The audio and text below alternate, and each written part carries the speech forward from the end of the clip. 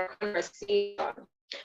Before she comes though, we have Elson, who will be presenting a song for us.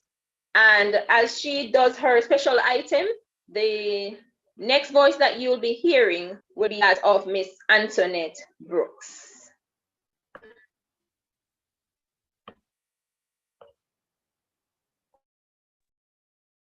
Good morning, everyone. I hope that you are having a good day so far. And as we look forward to this presentation,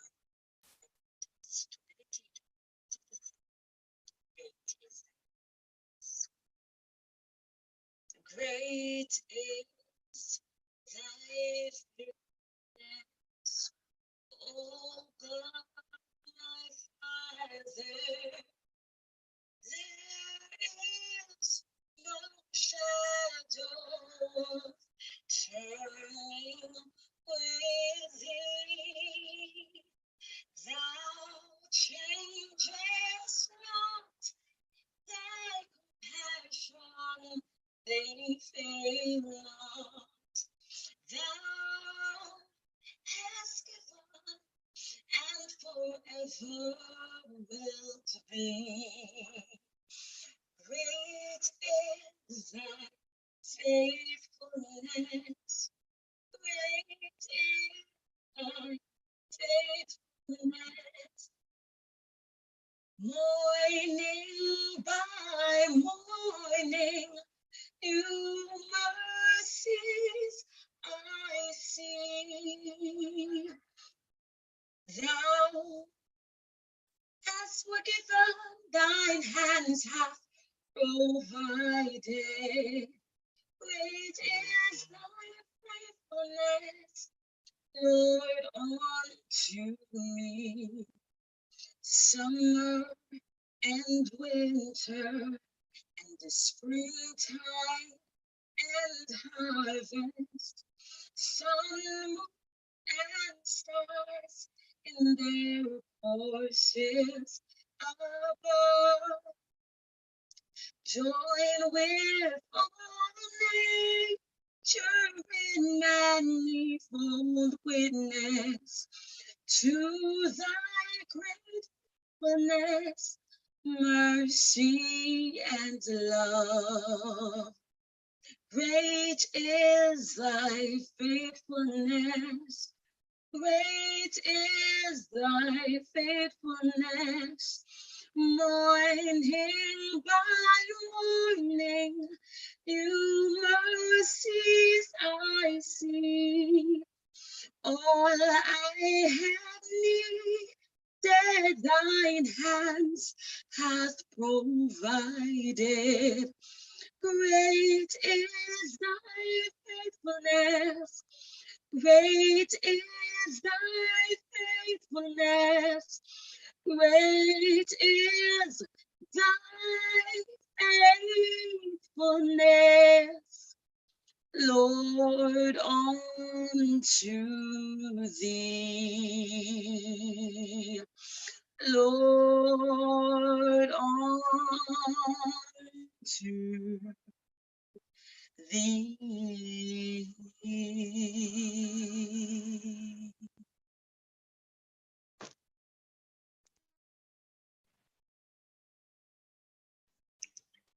Good morning, everyone. I hope you are all hearing me clearly. Yes, we are. Good morning. Thank you. Thank you, Mrs. Williamson, for the invitation. Thank you for the introduction. Yes, I see someone saying hearing you. I'm happy you are hearing me loud and clear. Now, this morning, I'm going to talk to you about abuse, not just abuse in the general sense, but child abuse. Now, sometimes persons will see us and they will say to us, Miss, somebody abused me. How you can help me? I mean, an adult will say that. That is why I made sure to state clearly that today I am focusing on abuse of children. Now, abuse of adults is a completely other issue in terms of how it is dealt with. So child abuse, what is it? But first, in Jamaica, who is a child? Who is considered a child? A child is anyone under the age of 18 years.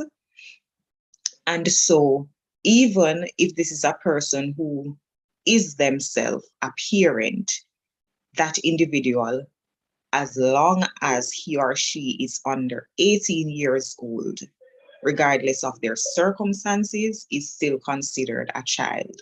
So abuse of any such individual is where that person is ill-treated physically, causing some kind of injury.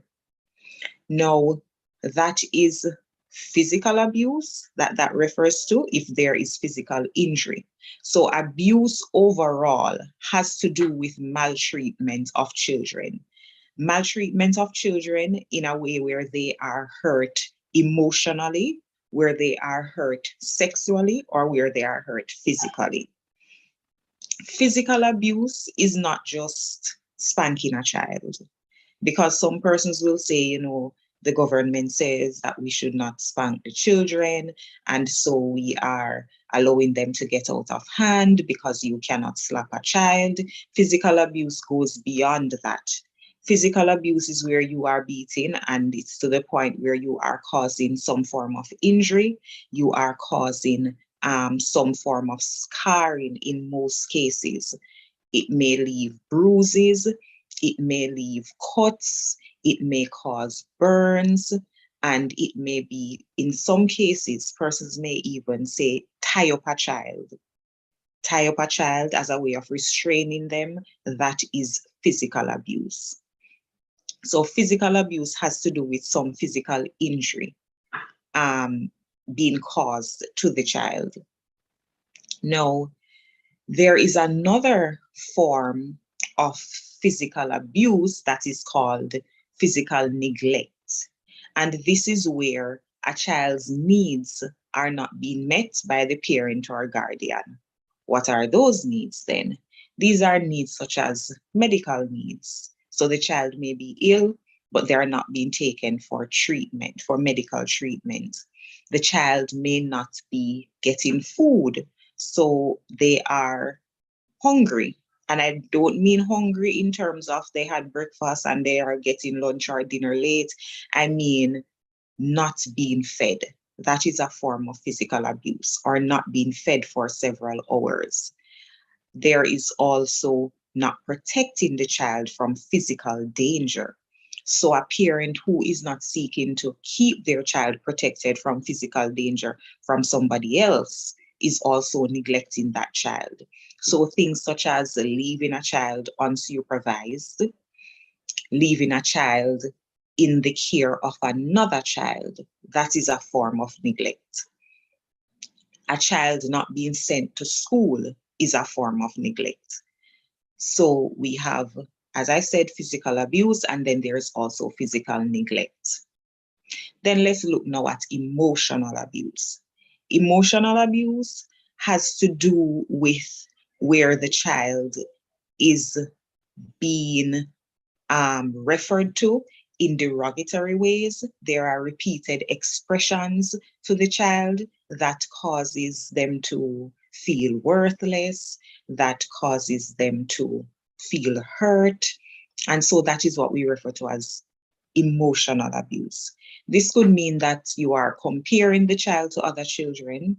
It could mean, in some instances, that a parent may be telling the child that they're sorry they had them look or behave like them worthless father, those kinds of things, telling them derogatory things, embarrassing them, using forms of punishment that are embarrassing to the children.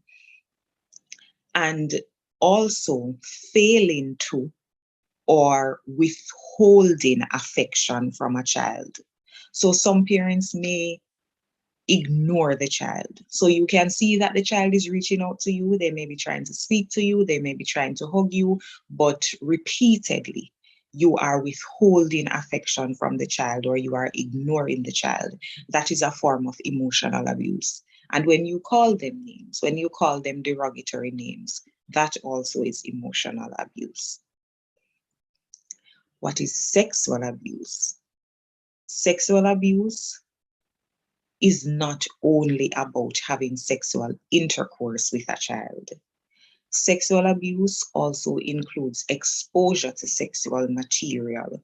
So exposure to pornography is sexually abusing a child. Fondling a child, that is sexual abuse. Touching a child in any way that is inappropriate. I should not say just uncomfortable, is inappropriate, such as on the genital areas, on the bottom.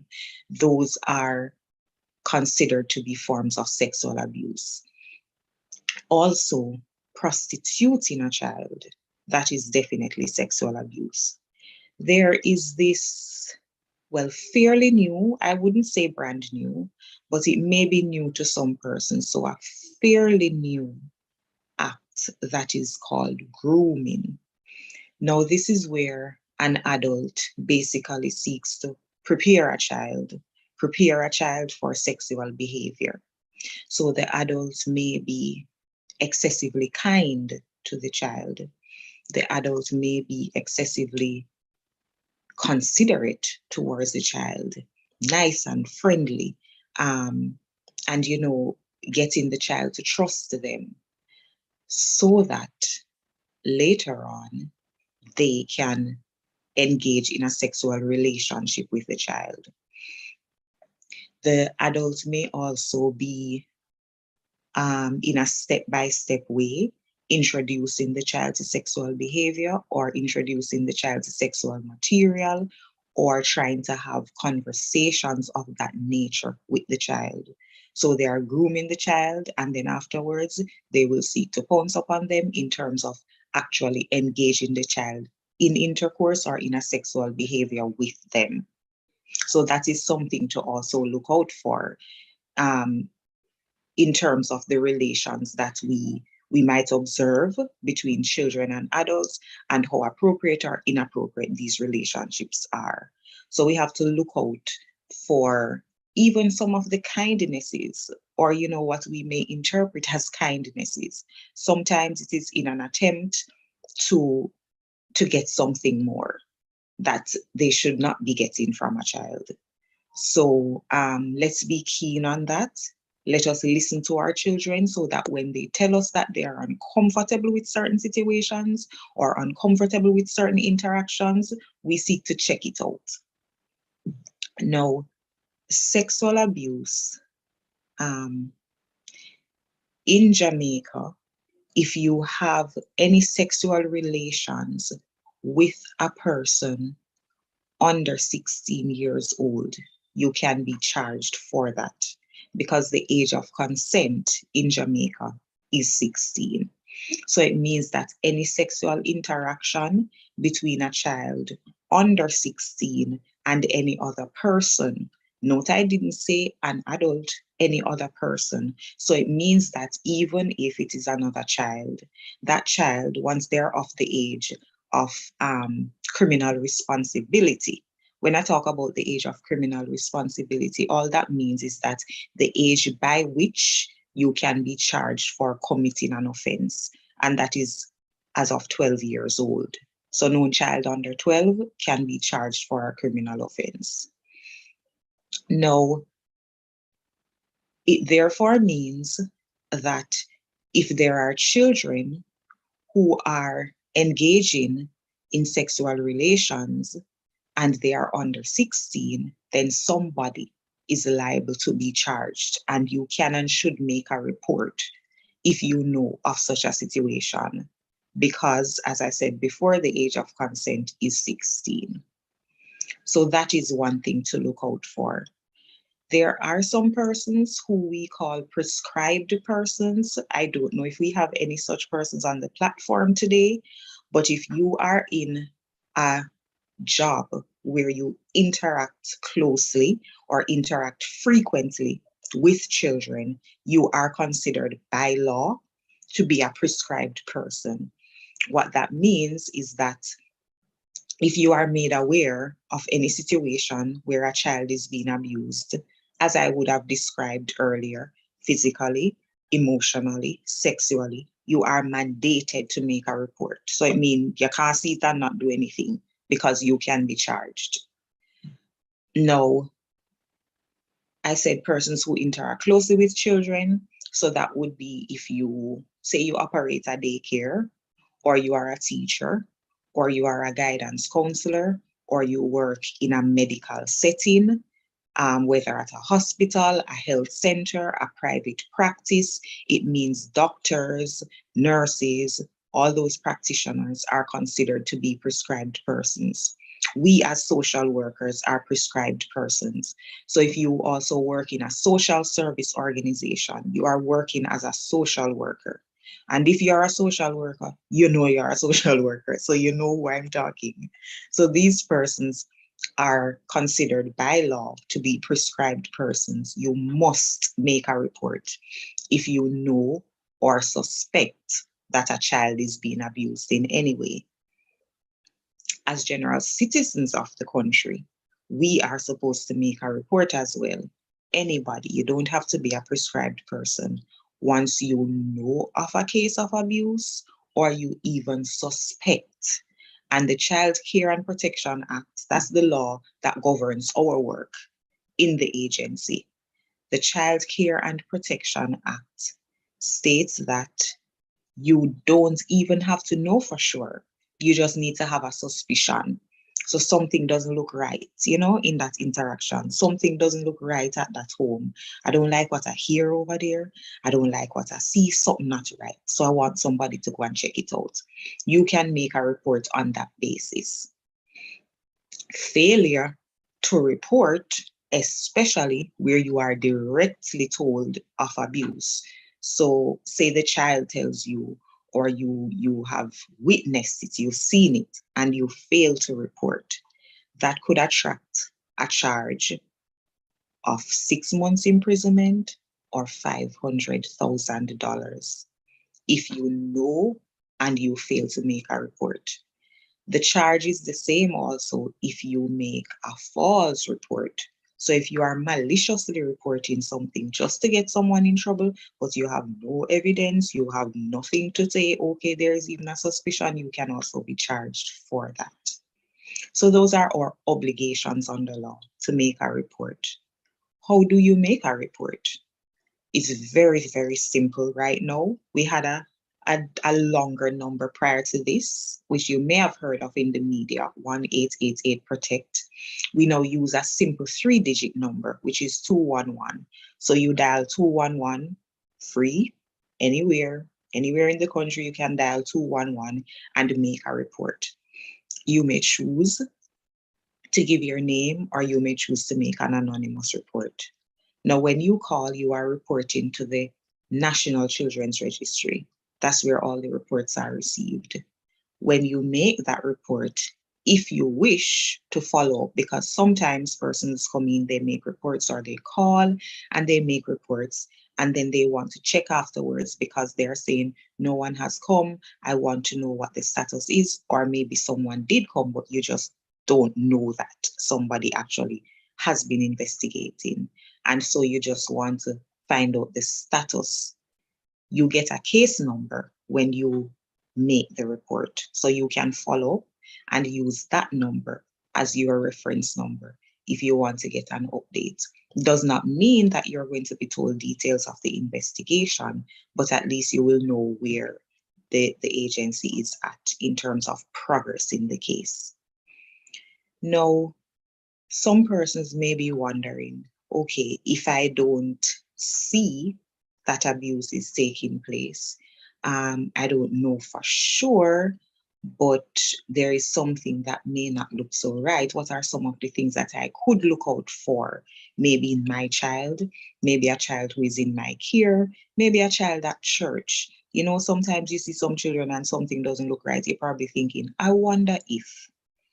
So there are some signs.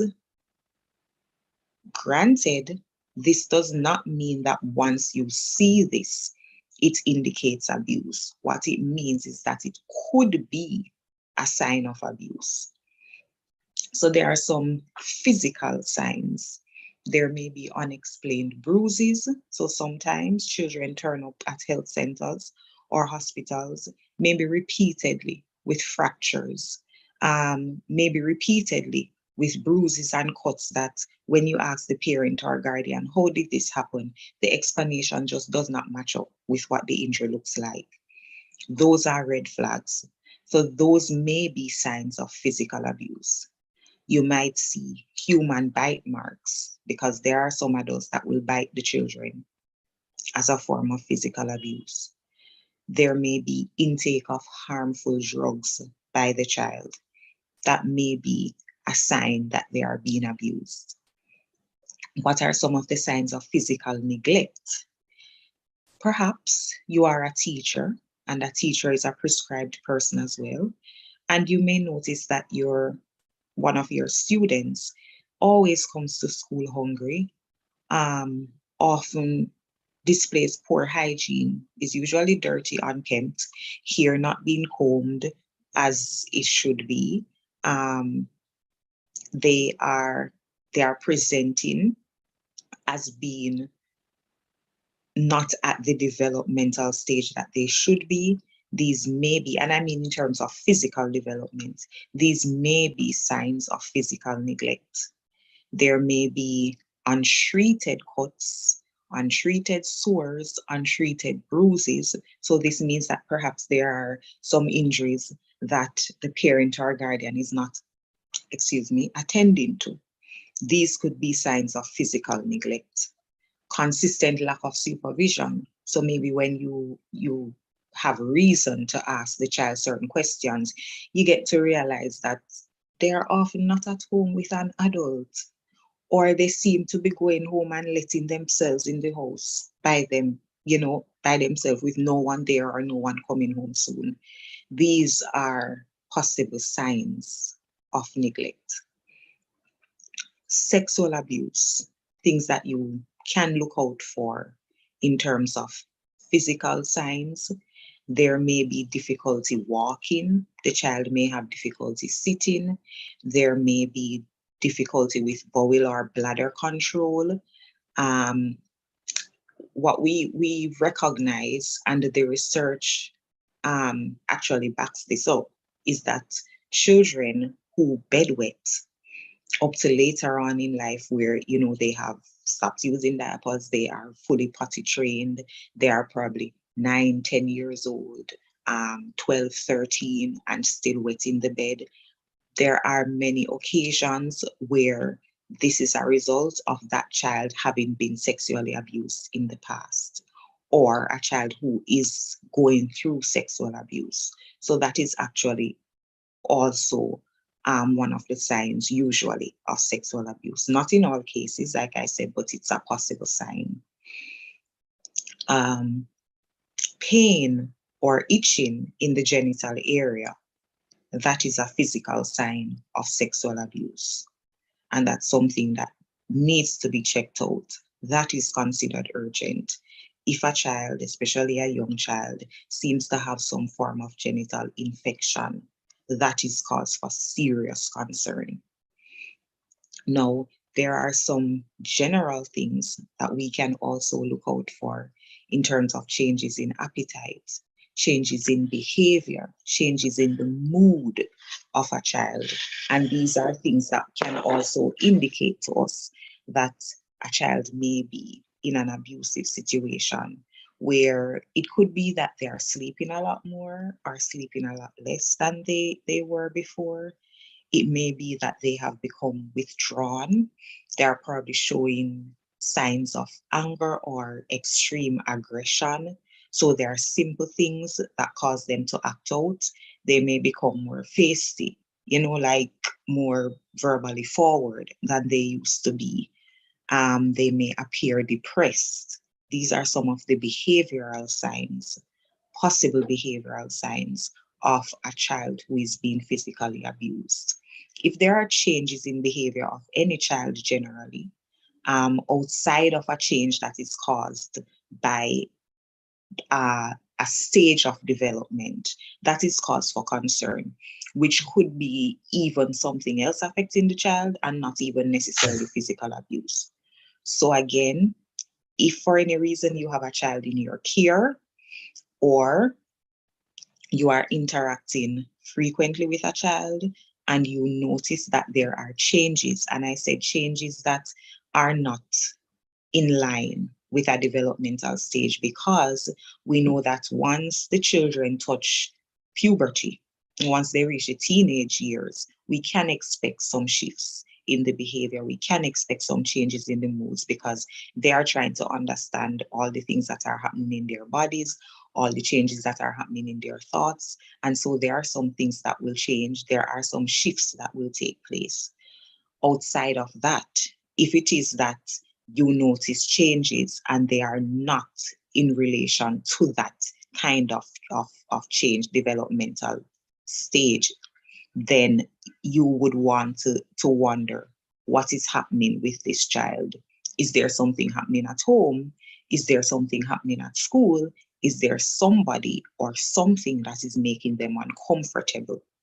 And as I said, not just in terms of abuse, but there are other problems that children endure and need our help and support with. So these are some things to look out for in our children as it relates to problems they might be having and how we can assist them.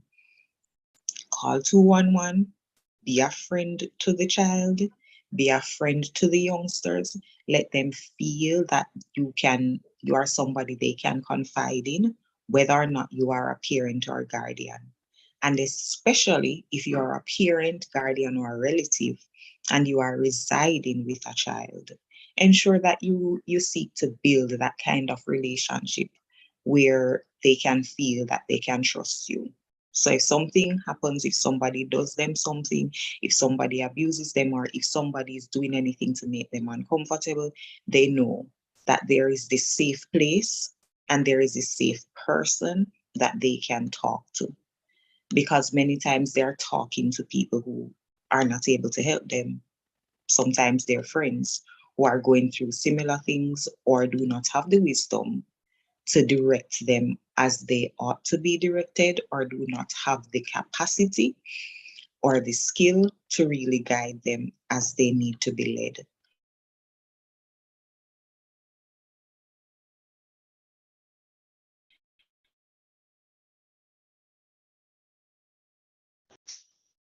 I don't know if you.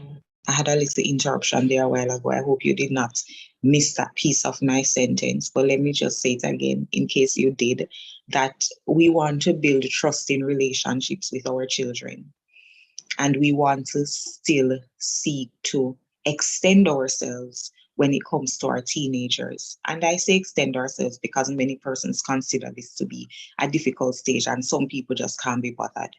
They can't be bothered with dealing with all the mood swings of the teens. They can't be bothered with sometimes the feistiness and sometimes even the disrespect that they display. However, they do need our support, and they need our help, and they need our guidance. And we have the 211 number that you can call. We also offer counseling services, and it's free of cost if you believe that a child is displaying severe behavioral problems that they may need some help with. Your first contact might be your school's guidance counselor, because they are seeing the children frequently. They have them there, and can easily access them, because sometimes depending on the location of the children, how far they may be from our office, the economics of their situation, things like what time they leave school and when they're able to get to us, all of that impacts their ability to come in and have sessions with us, or for us to even meet them online as we do now sometimes. So it helps if you have a guidance counselor in the school that can assist with that. However, we do provide such services, and we offer services also in terms of parent training. On first and third Wednesdays of every month, we offer parent training. Since the pandemic, we have moved those sessions to online. So if you call in and make a report that, there is a challenge with your child and you are desirous of that kind of help, then we can have you join us online on a first or third Wednesday. We have a series of parenting sessions that we do. So we ask that if you start, you complete all the sessions with us so that you can increase your parenting capacity. So those are some of the things that we do in terms of assisting. We receive the reports and we investigate and we go through the process and we do the necessary interventions. And by we, I mean the Child Protection and Family Services Agency. So that is CPFSA. Yes, Ms. Williamson, Child Protection and Family Services Agency. And I know that many persons may be more familiar with our previous name, which was the Child Development Agency. So that's the same organization that has now merged with the Office of the Children's Registry. So the CD and the OCR have now combined to form the CPFSA, Child Protection and Family Services Agency. And so when you make your reports, they are still received by the NCR, that's the National Children's Registry, which was previously the Office of the Children's Registry. Yes, I hope that's clear. And those are the bits that I wish to share with you this morning. I don't know if there are any questions. I'm available to entertain those at this time. Mrs. Campbell Williamson, over to you to direct this segment. Yes, thank you so much, Ms. Brooks, and for getting that abbreviation, because I was used to the CDA, having worked with the National Youth Service prior, but then with the change of names, it's something to get familiar with. So we're going to take some questions at this time. I think I do have a lot of the healthcare workers, because myself, I am a healthcare worker, separate and apart from the family ministries leader. And so we do interact with children in the community, interact with parents, and I think that's why this was so vital as well. So there are numerous amounts of persons that are online that in the capacities that they operate from, this will be beneficial. So if there are any questions at this time, just raise your hands in the chat. We'll take it like that. Or if you want to type the questions in the chat, you don't want to come on the camera, because I know some persons are camera shy and you don't want anyone to see your face or the question that you're asking. It might be a private question, whatsoever it may be. So feel free to type it, or you can raise your hand, and I'm sure Miss Brooks will be willing to accommodate. Oh, someone is saying that information was clear as crystal. So I think Ms. Brooks has done an excellent job then, but okay. And she's very grateful for this presentation and really, really appreciate. Yes, definitely. There's no amount of appreciation. I'm just so thankful that this could have even happened to the point where I'm actually seeing something that I've asked to come into full view is actually here and is happening. In the meanwhile, I hope everyone took note of the fact, I made sure write it down, that parenting sessions are available online the first and third Wednesdays in each month. I did not know that there were agencies or any bodies that actually offer this type of service, because we all can use ways or increase our knowledge on ways how to be better parents, and not just parents to our own biological children, because I do believe the African adage which says it takes a village to raise a child. I think that is so true in essence and true to the tone of our society even today. No one person or even a couple, a pair of persons can actually truly raise a child. And Proverbs 22 verse 6 tells us that we should always train up a child in the way he should go.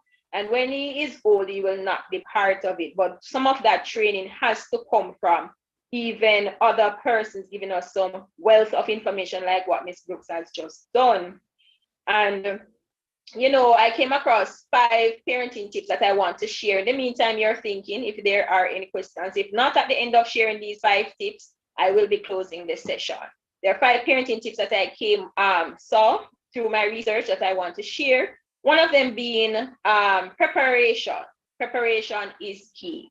And it says that in order to alleviate some of our daily stress or the stress of the day, we should always follow a particular routine and let the children participate in it as well, such as you wake up at a particular time, you make lunches from overnight, you organize their school clothes so they can assist themselves in dressing, ask them to assist in setting table. And I know in Jamaica, we probably don't practice this, but let me tell you, it is very vital to teach your children proper table setting and proper table manners, because I practice that with my son, and I am just amazed how persons react to him because of his table manners, him being able to use a knife and fork at 9 years old.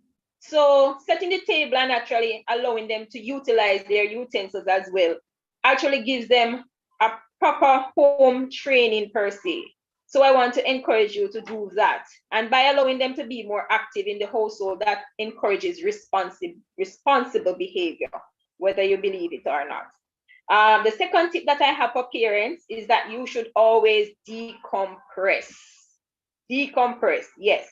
What that means is that before entering your home from a stressful and hectic day at work, whether you had a dispute or a misunderstanding with a co-worker, you should always park your car in the driveway or before entering the home, take some deep breaths, listen to some soothing music in the car, repeat a few inspirational mantras, close your eyes, and just let that melt away from you before entering the home. What this allows you to do is to shift your mindset back into a smooth transition into parent mode. Meaning that you're not going to take the stress of the day and carry home and unload it on your family, right? Especially your children who are looking to you as a parent for their happiness, in essence, for guidance, to feel wanted and needed, right? So we're going to do that smooth transition before we enter the home back into our parent mode and to express the form of love that our children deserve. The third tip is take 5 to reconnect. Take 5 minutes, just 5 minutes to reconnect. So now you've entered the home. You're going to put away the cell phone. You're going to give everyone a hug. That doesn't take long. You're going to sit, whether on the couch, the settee, at the table, wherever there's a chair, just sit.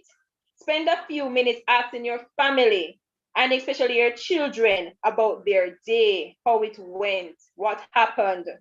Take a walk with them even, and maybe a little time to unwind and play with your family. The fourth tip is you should always have fun with your kids. Have fun with your kids. Why not replace, it says, your grumpy hour with happy hour? Make the kids excited to want to come home. You can sing songs, play games outside, reenact the Hunger Games if so be the case. Do the paper cup telephone game, Chinese skip, sightings, water fight, pillow fight, even dance up a storm, things like that children love to do. And as someone who works in health, I can tell you that laughter is the best medicine. And preventative medicine is what we always encourage, because we don't want to have that high blood pressure and that diabetes and that high cholesterol, heart problem, and poor circulation, all because we are just grumpy people.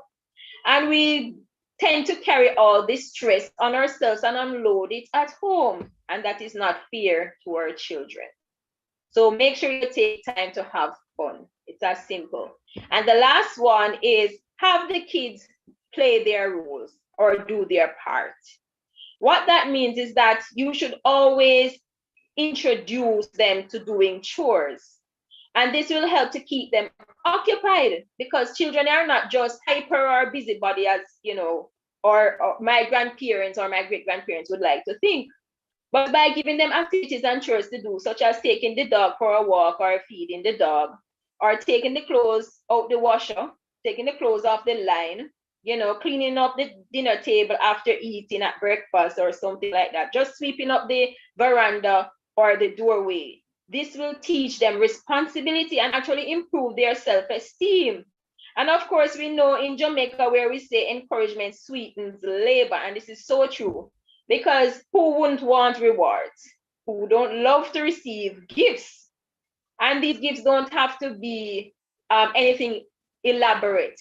It can be just, you know, giving them ice cream money, or you bake a nice cake and share up and give all the children a slice, especially their favorite cake that they always say, Mommy, I love this cake, or Daddy, I want that ice cream. Can I get a cup of ice cream or a cone of ice cream, please? So things like that.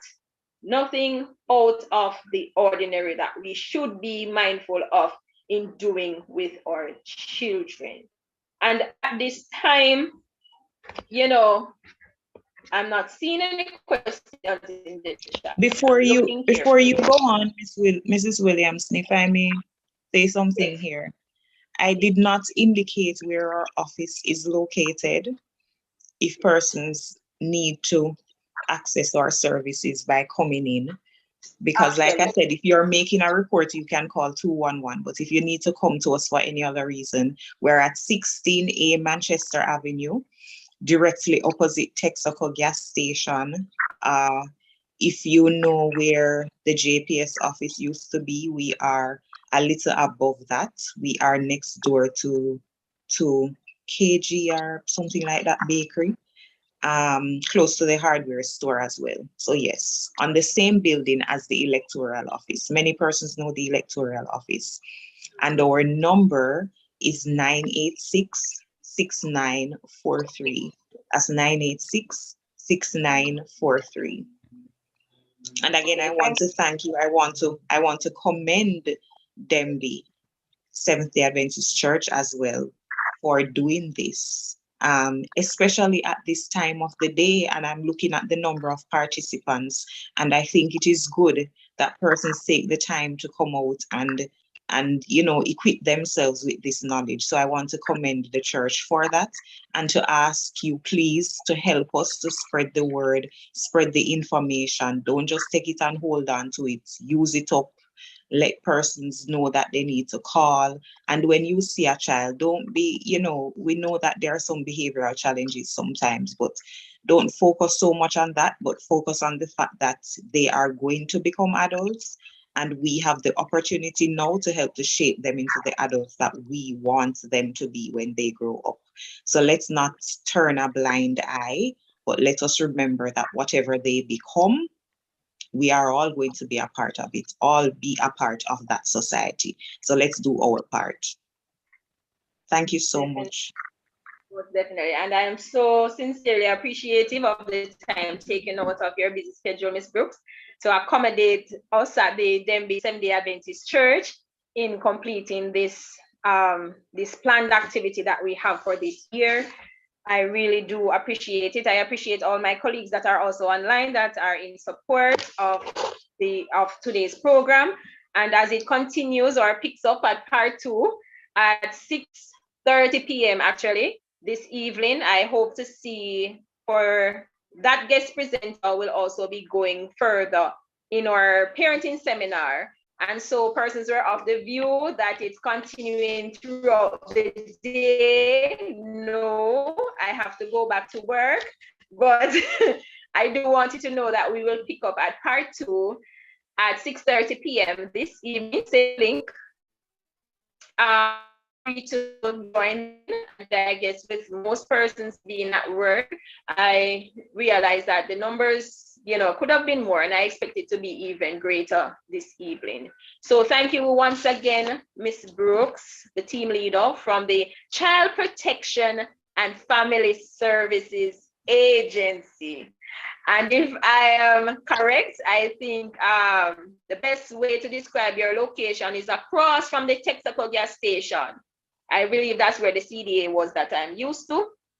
So it's right across where that building is, where the electoral office is. I think there's a pharmacy downstairs and a doctor's practice. Our doctor is actually located on that building as well, which is Dr. Horton. And so we're very familiar. And for those persons who are listening and you're trying to find out where to find them, just think of the Texaco gas station. And I think there's only one in Mapen, and the building is across from there.